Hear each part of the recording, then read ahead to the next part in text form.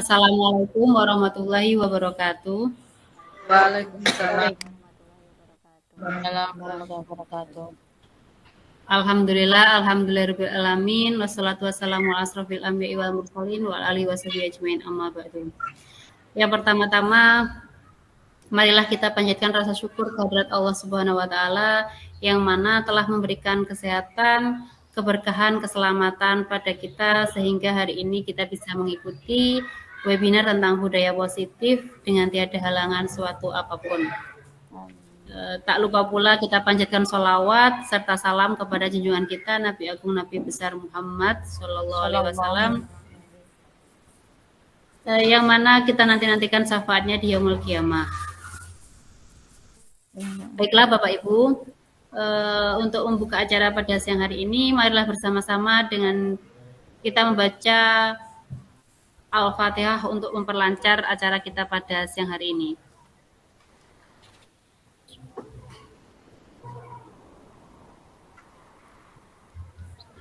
Amin, amin ya rabbal alamin.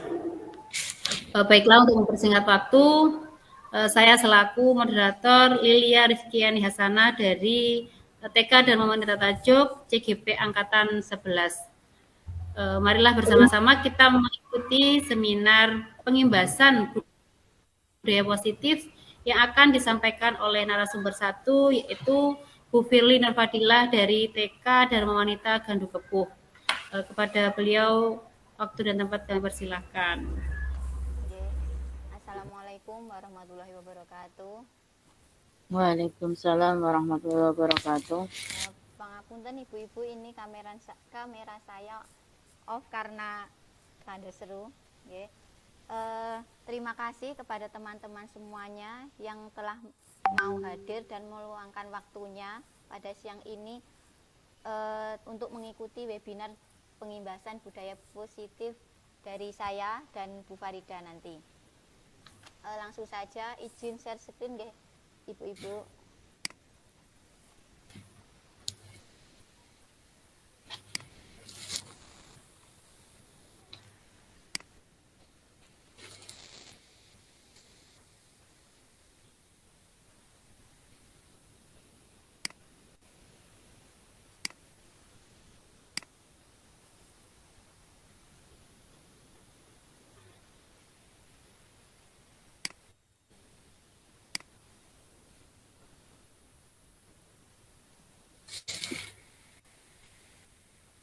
Sebentar.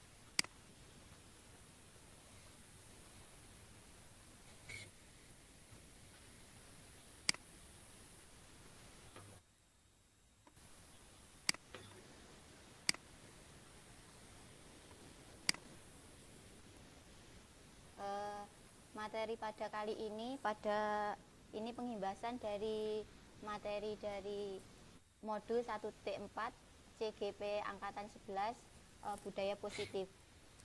Sebelum kita mulai, marilah kita ice breaking dulu ibu-ibu nggih. Tebak gambar. Mungkin ibu-ibu bisa menjawab lewat kolom chat atau menjawabnya. Ada yang bisa jawab?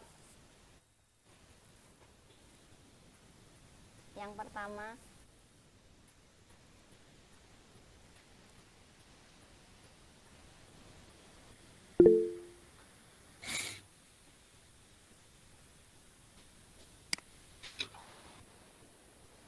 monggo ibu-ibu.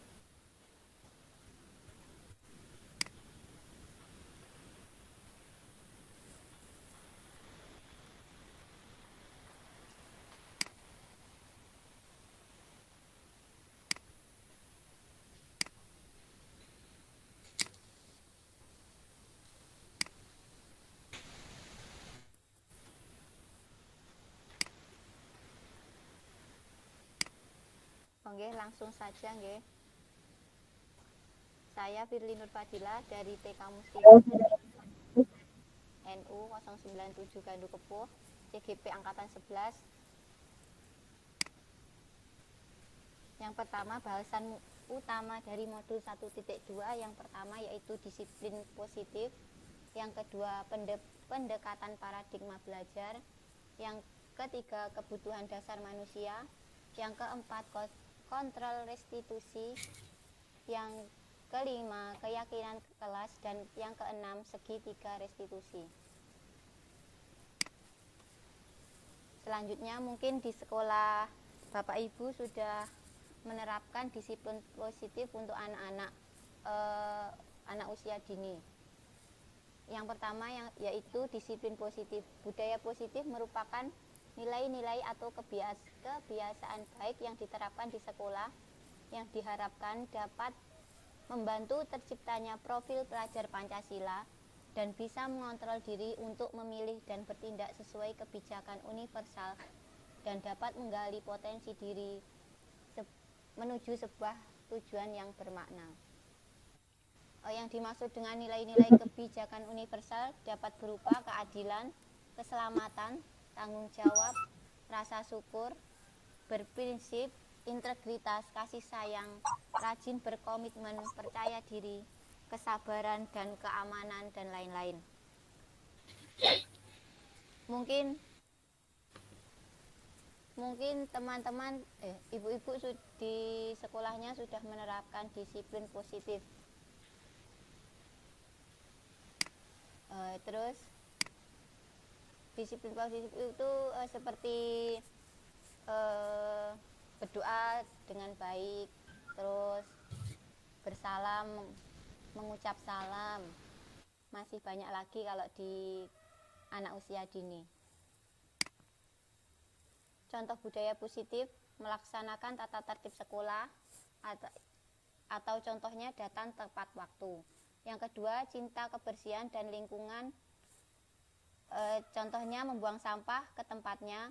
Yang ketiga, kejujuran atau berkata yang baik. Yang keempat, religius, taat kepada Allah atau pencipta. Yang kelima, kepedulian, saling memberi. Yang keenam, sifat toleransi atau saling menghargai. Yang ketujuh, sifat nasionalis dan atau mempelajari budaya daerah masing-masing. Yang kedua, perubahan paradigma belajar. Pada filosofi ajaran Ki Hajar Dewantara, bahwa guru ibarat seorang petani yang menanam padi, menyiram dan memupuk. Ibarat kita seorang guru atau pendidik yang menuntun sesuai dengan karakter anak dan mengusahakan lingkungan yang aman dan menyenangkan sesuai kodrat alam dan kodrat zaman, yang bisa menerapkan nilai-nilai profil pelajar Pancasila. Yang dimaksud kodrat alam dan kodrat zaman pada Ki Hajar Dewantara yaitu kodrat alam yang dimaksud adalah kekuatan, potensi, atau keadaan diri secara alamiah melekat pada diri masing-masing peserta didik. Kalau kodrat zaman adalah kekuatan, potensi, atau keadaan diri yang berubah sesuai dengan kondisi sosial, budaya, masyarakat, atau perkembangan zaman. Mungkin sekarang kita harus mendidik anak sesuai dengan zamannya. Kalau anak tidak boleh megang HP itu, anak-anak sekarang pasti berontak, kita juga harus bisa memberikan pembelajaran lewat HP atau laptop di sekolahan, mungkin seperti itu.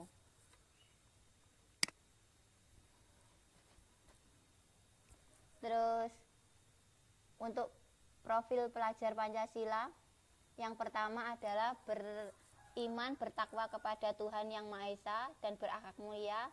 Yang kedua, berkebinekaan global. Yang ketiga, bergotong royong. Yang keempat, kreatif. Yang kelima, bernalar kritis. Yang keenam, mandiri. Bentar.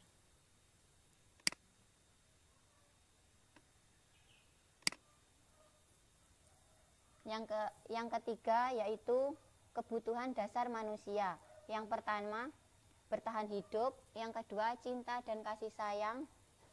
Yang ketiga, penguasaan. Yang keempat, kebutuhan kesenangan dan kebebasan. Kita sebagai manusia pasti mempunyai kebutuhan dasar. Yang pertama kebutuhan dasar bertahan hidup, yaitu kebutuhan yang bersifat fisiologis untuk bertahan hidup. Misalnya kita membutuhkan kesehatan, membutuhkan rumah, membutuhkan pakaian, membutuhkan makanan, membutuhkan air, seperti itu. Yang kedua kebutuhan dasar manusia yaitu kebutuhan cinta dan kasih sayang. Contohnya kita mendengar dengan perhatian, memberikan rasa nyaman, kebutuhan rasa nyaman.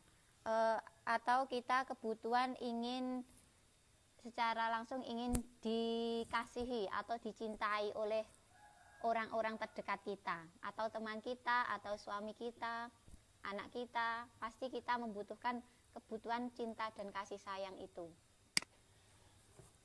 Terus kebutuhan dasar manusia yang ketiga yaitu berhubungan dengan kekuatan untuk mencapai sesuatu, menjadi kompeten, menjadi terampil, diakui atas prestasi dan keterampilan kita, didengarkan dan memiliki rasa harga diri. Misalnya kita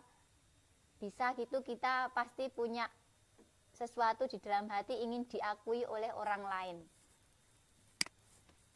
Kebutuhan dasar yang keempat yaitu kebutuhan dasar kesenangan. Kebutuhan untuk mencari kesenangan, bermain dan tertawa, belanja, rekreasi dan sebagainya. Pasti kita sebagai manusia pasti membutuhkan itu. Terus anak-anak juga dengan kebutuhan dasar kesenangan yang tinggi biasanya ingin menikmati apa yang dilakukan. Mereka juga bisa berkonsentrasi tinggi saat mengerjakan hal yang disenangi. Mereka suka permainan dan suka mengoleksi barang, suka bergurau, suka melucu, dan juga mengemaskan. Bahkan saat mereka bertingkah laku buruk, mereka masih terlihat lucu. Memang pada anak-anak usia dini, kebutuhan kesenangan itu masih melekat sekali. Apalagi anak usia PAUD itu masih suka bermain. Terus kebutuhan dasar yang terakhir adalah kebutuhan dasar kebebasan. Kebutuhan akan kemandirian, otonomi, memiliki pilihan dan mampu mengendalikan arah hidup seseorang. Anak-anak dengan kebutuhan kebebasan yang tinggi menginginkan pilihan, mereka perlu banyak bergerak, suka mencoba-coba, tidak terpengaruh orang lain dan senang mencoba hal baru yang menarik. Seperti anak usia dini pasti kalau ada hal baru pasti tertarik. Terus yang ke posisi kontrol restitusi. Yang pertama adalah posisi kontrol restitusi guru dalam penerapan disiplin di lingkungan sekolah.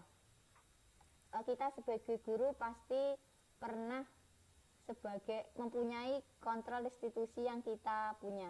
Yang pertama adalah penghukum, yang kedua pembuat merasa bersalah, yang ketiga sebagai teman, yang keempat sebagai manajer, yang kelima sebagai pemantau. Yang pertama posisi kontrol restitusi yaitu adalah penghukum. Kebutuhan akan kemandirian, otonomi, memiliki pilihan dan mampu mengendalikan arah hidup seseorang. Anak-anak dengan kebutuhan kebebasan yang tinggi menginginkan pilihan, mereka perlu banyak bergerak, suka mencoba-coba, tidak terlalu terpengaruh orang lain dan senang melakukan hal baru yang menarik.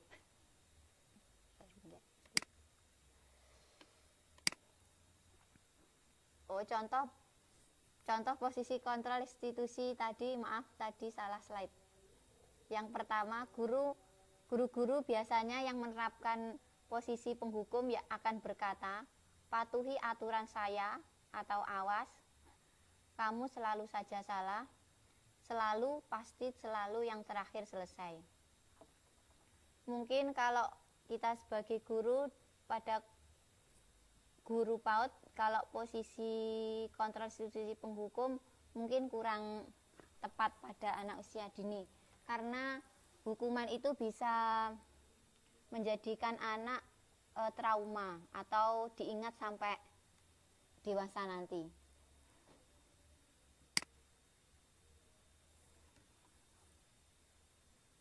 Terus yang kedua, posisi kontrol sebagai pembuat merasa bersalah. Biasanya posisi ini guru akan bersuara lebih lembut, pembuat merasa bersalah akan menggunakan keheningan yang buat orang lain merasa tidak nyaman, bersalah atau rendah diri. Contoh kata-katanya yaitu, ibu sangat kecewa sekali dengan kamu. Berapa kali bapak harus memberitahu kamu ya? Gimana coba kalau orang tua kamu tahu buat kamu berbuat begini? Ya mungkin seperti itu kata-kata dari posisi pembuat rasa bersalah. Terus posisi kontrol guru sebagai teman. Guru pada posisi ini tidak akan menyakiti murid, namun akan tetap berusaha mengontrol murid melalui persuasi. Posisi teman pada guru bisa negatif ataupun positif.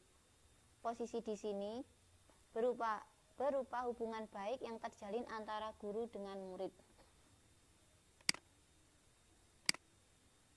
Contoh kata-kata posisi kontrol restitusi pada teman yaitu, ayo bantulah demi bapak ya. Ayo ingat tidak bantuan bapak selama ini. Ya sudah, kali ini tidak apa-apa. Nanti ibu bantu bereskan. Terus posisi guru sebagai manajer. Manajer adalah posisi di mana guru berbuat sesuatu bersama dengan murid. Mempersilahkan murid, mempertanggungjawabkan perilakunya, mendukung murid agar dapat menemukan solusi atas permasalahannya sendiri. Seorang manajer telah memiliki keterampilan di posisi teman maupun memantau, dan dengan demikian bisa jadi di waktu-waktu tertentu kembali kepada kedua posisi tersebut bila diperlukan. Contoh kata-kata posisi kontrol sebagai manajer yaitu, seorang manajer akan berkata, apa yang kita yakini, kita kembali ke keyakinan kelas. Apa yang kamu meyakininya, jika kamu meyakininya, apakah kamu bersedia memperbaikinya? Jika kamu memperbaiki ini, hal ini menunjukkan apa tentang dirimu. Mungkin ibu-ibu di sekolah menggunakan posisi kontrol restitusi ini ya, pada anak usia dini.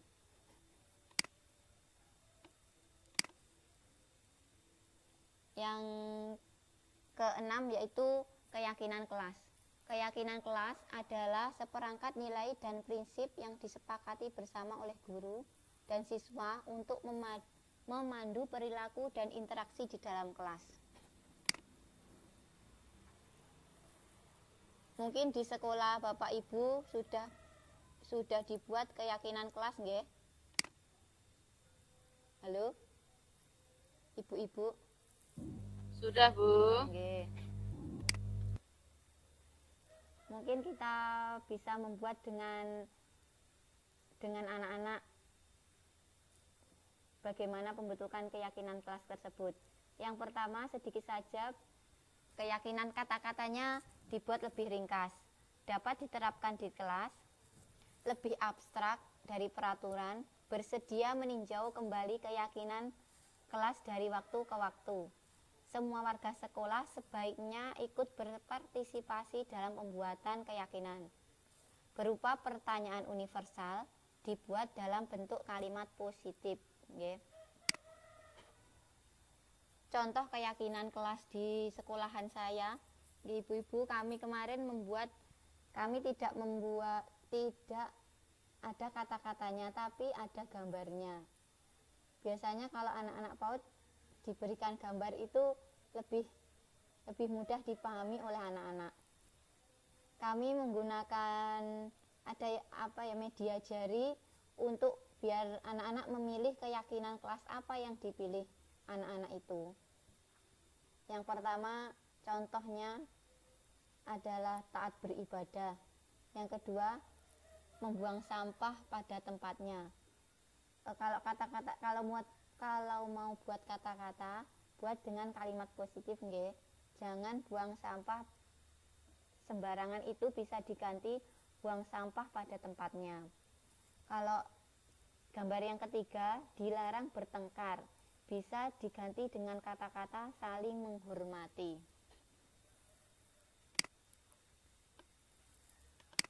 Terus yang terakhir, segitiga restitusi.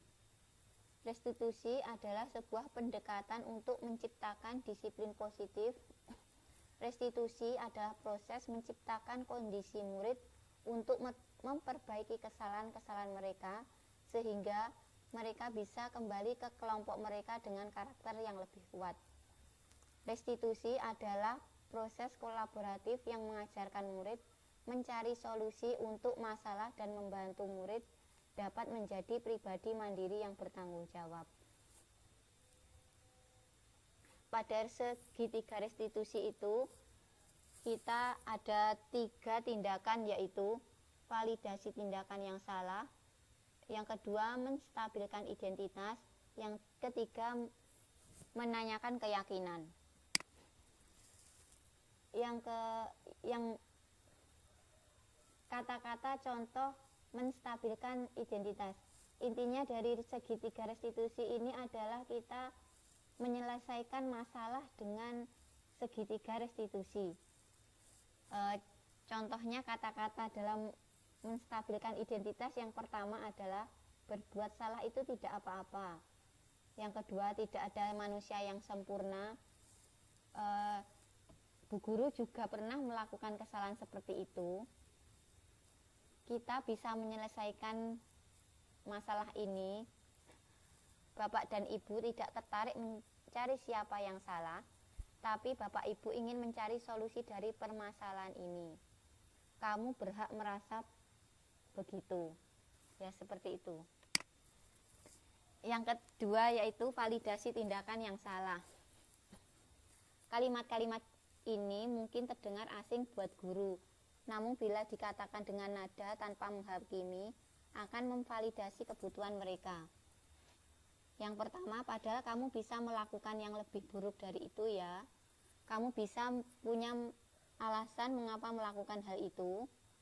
Kamu patut bangga pada dirimu sendiri karena kamu telah melindungi sesuatu yang penting buatmu. Dan lain. Yang ketiga, validasi tindakan yang salah. Contoh kata-katanya mungkin apa yang kita percaya sebagai kelas atau keluarga, apa nilai-nilai umum yang kita telah sepakati, apa bayangan kita tentang kelas yang ideal, dan yang keempat, kamu mau jadi orang yang seperti apa. Terima kasih teman-teman, mungkin itu yang bisa saya sampaikan pada siang hari ini. Mungkin ada pertanyaan atau saran dari saya. Monggo. Halo ibu-ibu.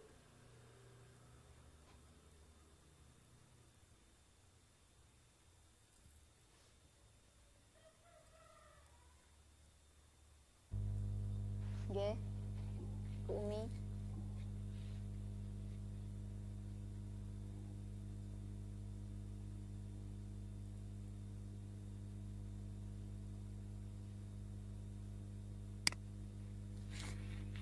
Mungkin di sekolah Bapak Ibu sudah menerapkan budaya positif apa?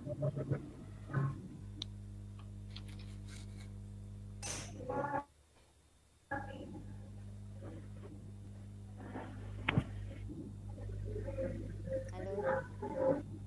Monggo Bapak Ibu yang mau menanggapi terkait budaya positif yang ada di lembaga masing-masing. Saya kira semuanya sudah menerapkan tentang budaya positif gini Ki. Iya.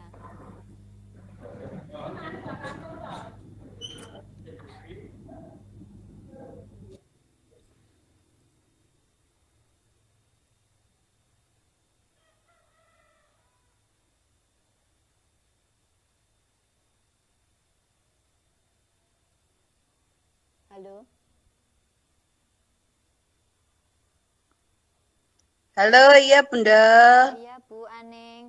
Mungkin sudah menerapkan budaya positif di sekolah Bu Aning.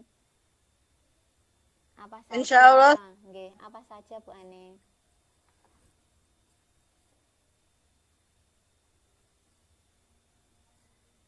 Halo. Masih di mute Bu Aning.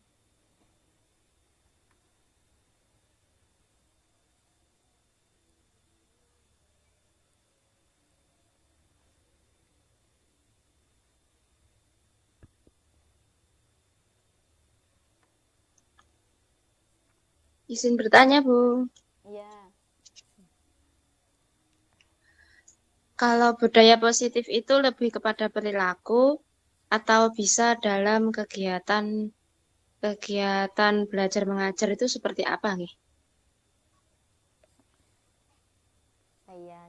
Terima kasih pertanyaannya Bu. Budaya positif itu mau menjawab pertanyaannya Bu Amrul.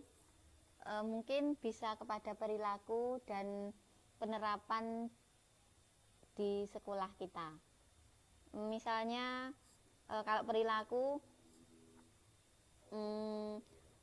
berjabat tangan sebelum masuk kelas dan mengucapkan salam. Terus saling menghormati dengan teman. Terus mungkin berdoa dengan baik. Bisa itu Bu.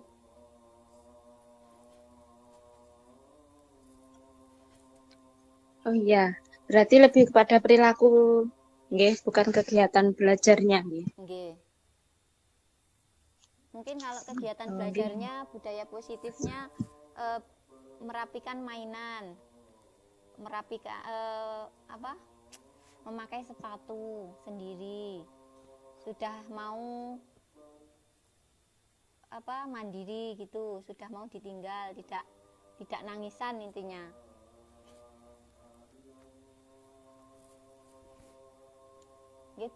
Gimana Bu Amrul?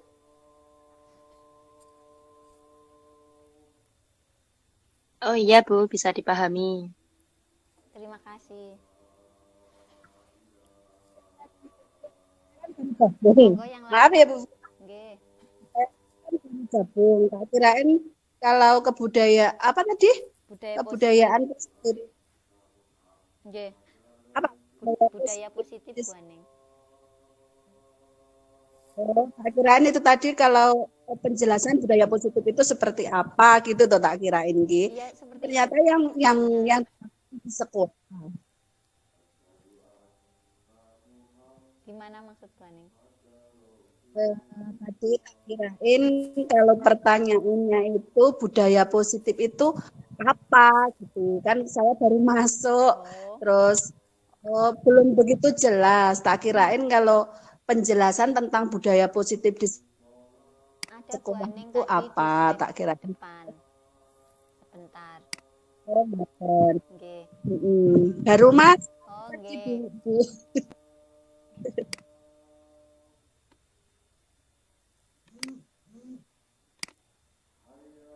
Ya budaya positif niki lho Bu Aning merupakan nilai-nilai atau kebiasaan baik yang diterapkan di sekolah Bu Aning dan diharapkan dapat membantu terciptanya profil pelajar Pancasila dan bisa mengontrol diri untuk memilih dan bertindak sesuai kebajikan universal dan dapat menggali potensi diri menuju sebuah tujuan yang bermakna. Di sekolah Bu Aning mungkin nggih sudah menerapkan budaya positif niku nggih. Insya Allah sudah. Misalnya napa Bu Aning? Misalnya sebelum masuk itu ada apa ya, penyambutan, anak-anak salim, berjabat tangan dengan guru, mengucap salam, terus menaruh sepatu di rak sepatu, menaruh tas di tempatnya, Iya. seperti itu, seperti itu. Nggih.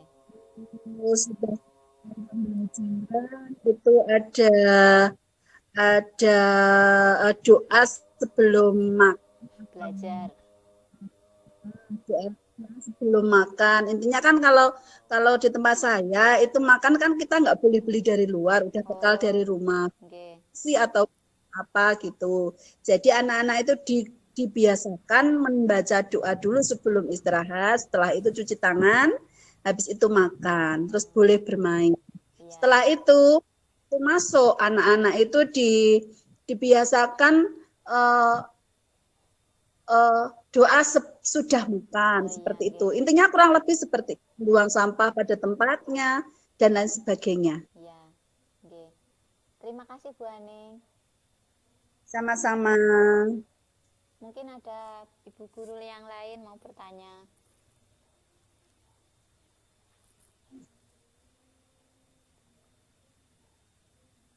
Sudah nggih? Insya Allah sudah.